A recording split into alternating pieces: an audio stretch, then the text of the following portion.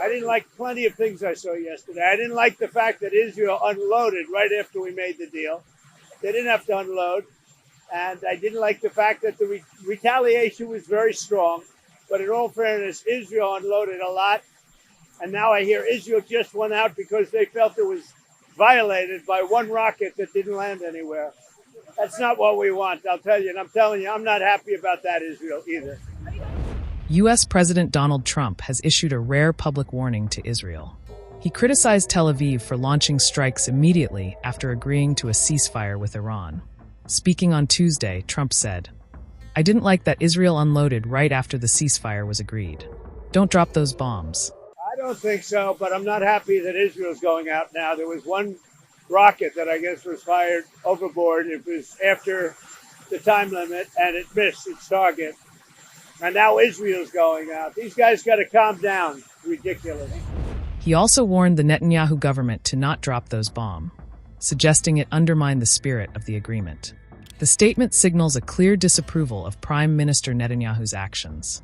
Trump on Tuesday also expressed frustration at Iran-Israel ceasefire violations by dropping the F word when being questioned by media on the White House lawn.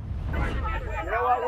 We basically have two countries that have been fighting so long and so hard that they don't know what the they're doing. Do you understand that? Israel has not officially confirmed post-ceasefire strikes, but reports suggest multiple military responses following alleged Iranian aggression. Trump also delivered a strong message to Tehran. He declared that Iran's nuclear capabilities are gone, and that the regime will never be allowed to rebuild its nuclear program. Meanwhile, diplomatic tensions have escalated further in the Gulf. Qatar has summoned the Iranian Ambassador, Ali Saleh, over what it called a blatant breach of sovereignty. The protest follows a missile strike by Iran's Revolutionary Guard on the Al-Udeid airbase, which hosts U.S. and coalition forces.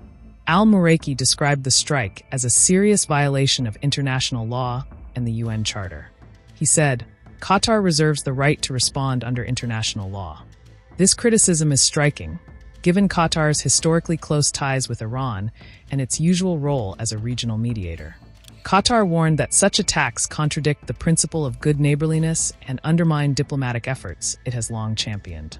Doha has now called for immediate de-escalation and a return to diplomacy. تدين دولة قطر بأشد العبارات الهجوم الإيراني الصاروخي على قاعدة العديد الجوية القطرية.